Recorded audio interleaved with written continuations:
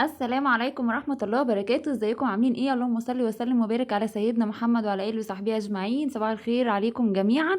النهارده ان شاء الله يوم جديد، روتين جميل خفيف كده سريع جدا، ان شاء الله يعجبكم. ويا ريت بس اللي مش مشترك في القناة يشترك، واللي ما حطش اللايك بتمنى ما ينساش اللايك عشان ده بيشجعني جدا. النهارده بقى الروتين هنعمل ايه كده من اول اليوم، من اول ما صحيت كان الاولاد فترة خلاص وكلنا فطرنا، فابتديت بقى ان انا اجهز ايه في تنظيف الشقة، وبعد كده هنعمل الغدا. والغدا النهارده حاجة هتعجبكم جدا، هنعمل السمك المشوي هنا في البيت، وهوريكم الطريقه كلها بتفاصيلها. انا عملته قبل كده بس ما كنتش حلقه يعني كنت عاملاه فيديو صغير، اللي هي فيديوهات شورتس، وهسيب لك الرابط لو عايزه تشوفيه. عملناه قبل كده مع بعض. خلينا بقى دلوقتي كده في الترويق بتاعنا اللي انتوا شايفينه قدامكم ده. دي كانت اوضه الاولاد كده، قلت اروقها كده على السريع، وكان عندي غسيل برضو فحبيت اخد معايا الملايات كده بالمره اغيرها. وانتوا عارفين بقى يوم الغسيل ده بنحب نلم كده لو في اي حاجه مش نظيفه بناخدها معانا بالمره، عشان لما نشغل الغساله نغسل كله في يوم واحد، ما بنعطلش ايه نفسنا. يعني الاولاد بيدخلوا يستحموا، بتاخدي غيارهم، بتلاقي طبعا لو في اسره ما شاء الله كبيره في البيت، بتلاقي نفسك بتاخدي كله في يوم واحد، يا دوب هو الغسيل استحموا خدتي الملايات وكله خلاص، هو الغسيل بتاع اليوم نفسه. فعلى حسب عدد الاسره يعني. فانا هنا كنت حبيت اغير الملايات، وقلت تشاركوني فيها، يمكن بقالي كتير قوي ما عملتش الروتين ده معاكم. وهنغسل مع بعض وهننشر برضو نفس الكلام. فان شاء الله الفيديو هيعجبكم جدا. بس ما تنسينيش في الكومنتات الجميلة اللي هي بتشجعني، وما تنسيش اللايك برضو عشان ده بيفرحني قوي وبيخلي الفيديو يروح يعني يتشاف من اكبر عدد من الناس. هنا كنت روقت سرير الاولاد، وكنت بعد ما خلصت الاوضه بتاعتهم برضو دخلت على الاوضه التانية اللي هي اوضه النوم، ونضفت باقي الشقه. فما كانش عندي مواعين، فما عرفتش ان انا اشارك معاكم الفيديو ده فيه مواعين. الفيديوهات الجايه اكيد هنلاقي مواعين كتير، هي ما بتخلصش طبعا، دايما بيكون في مواعين. هنا كنت خلصت الاوضه بتاعتهم. لو واخدين بالكم ان في كده زي ستاره كده على الحيطه، شايفينها اكيد. الستاره دي انا عشان كنت عامله نظام الاوضه بتاعت الاولاد ما كانش النظام ده. هيجي دلوقتي اخر الفيديو هتشوفي هتاخدي بالك. كنت حاطه السريرين في وش الباب، زي ما انا صورت في اول الفيديو. لما تيجي دلوقتي اعلق لك على الحته اللي انا اقصدها. فكنت مضطره ان انا حاطه الكومودينو بتاعهم في النص، اللي هو كومودينو سراحه، عشان الاوضه دي الكومودينو بتاعها كومودينو في سراحه مع بعض. فكنت حاطه فوقيه الشال كده عاملاه بمنظر. فلما غيرت النظام بقى في النص بقى اهو اللي انتوا شايفينه جنب التلفزيون ده، الستاره ديت انا كنت حاطه من هنا سرير ومن هنا سرير، من الناحيتين ديت مطرح السرير. فعشان كده في ستاره على الحيطه ممكن تكون مستغربين انا حطاها ليه.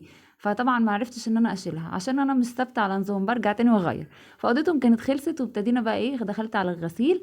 بس ما غسلتش، انا حطيت الغسيل في الغساله وما غسلتوش دلوقتي لان لقيت الجو بره تراب، فقلت اعمل الغدا على ما الترابه ديت خلاص تهدى، وعلى بالليل كده اغسل وانشر. فدخلت على المطبخ دلوقتي وقلت اجهز الغدا. هنا كنت بعمل السمك. طبعا انا نزلت زي ما قلت لكم قبل كده فيديو شورتس، كان فيديو صغير فما كانش فيه تفاصيل قوي. بس كنت عامله فيه اللي هو السمك، كنت حاشيه القلب بتاعه بسلطه الطماطم والبصل وحشوه كده مميزه. فبرضو هسيب لك الرابط خش شوفيها هتعجبك ان شاء الله. المره دي انا هعمل السمك كده زي ما هو، مش هشيل منه قلب ولا اي حاجه، لان هو مش عايزه اعمل يعني طريقه جديده. ودايما بعمل الطريقه التانية اللي انا بقول لكم عليها دي. فانا كان في زي تحدي ما بيني وبين نفسي، ان انا حتى لو عملته زي ما هو مش هيحصل له اي حاجه، عشان في ناس كانوا بيقول لك لما بعمله بحاله قلبه بيفرقع وبيبهدل الدنيا والكلام ده. لا، مفيش حاجه من الكلام ده خالص.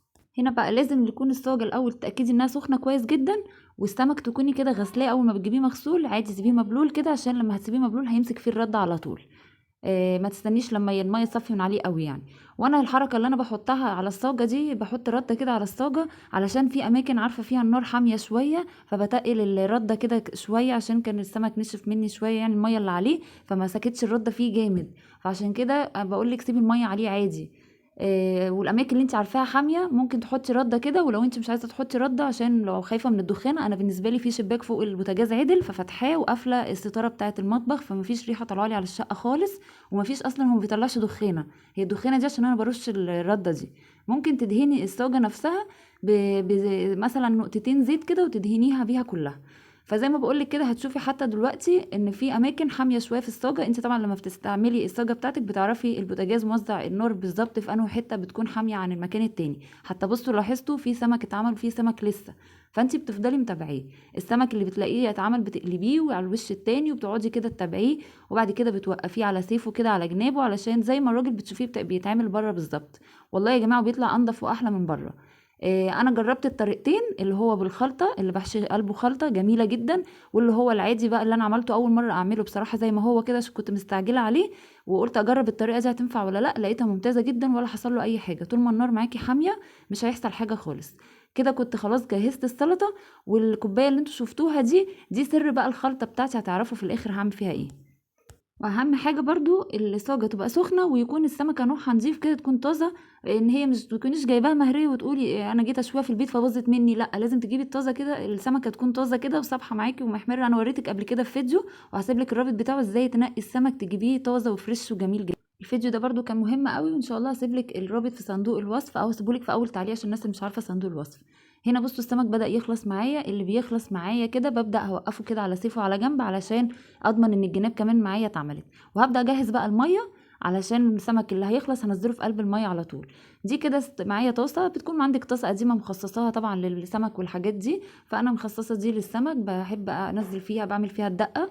جبت مية كده وحطيت فيها ملح، وحطيت فيها معلقتين معلقة صغيرة من التوم، وعليها معلقتين من الملح. التوم ده مهروس، لو انت ما عندكيش توم مهروس وهتفصصي له حطي يعني حوالي كده 3 فصوص توم. التوم حلو قوي جدا للسمك. وبتحطي عليها كمون، وبتحطي ليمونه، بتعصري نص ليمونه بس، وبعد ما بتعصريها بتسيبيها في قلب الميه لغايه ما الميه بتغلي. الليمونه دي بتدي ريحه حلوه جدا للسمك. وسلام بقى برضو لو كنت حاشه القلب بتاعه زي ما انا عملته قبل كده، برضو بتبقى جميله جدا، والخطوه دي برضو جميله قوي. لسه احنا دي دقه مبدئيه، الدقه التانية بقى لسه هتشوفوا الجمال لما بيطلع بعمل فيه ايه. اللهم صل على النبي. اهو بصوا استوى معايا، وكانت الميه غليت، لازم الميه اتاكد انها تغلي الاول. الميه معايا كانت غليت، حتى نزل كده طش في قلب الميه، فده هيخلي السمكه معايا طريه، والقشر بتاعها يتشال بسهوله جدا. في البيت بصراحه نظافه وحاجه جميله جدا، ومبياخدش وقت منك خالص.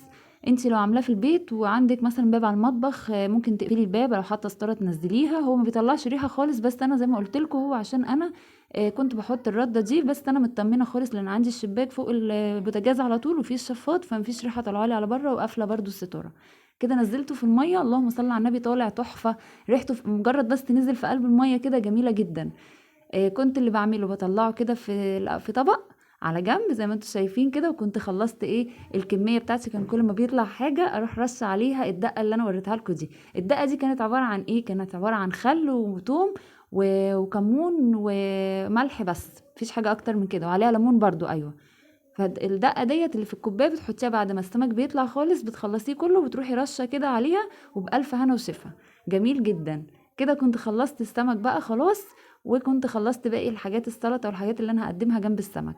ايه رايكم بقى؟ قولوا لي في التعليقات الطريقه بتاعته، ويا ريت اللي يعملها يا ريت يقول لي في التعليقات ايه رايه فيها. ومش هتعمل لك اي حاجه خالص في البيت، ودي افضل طريقه ممكن تعملي بيها السمك في البيت.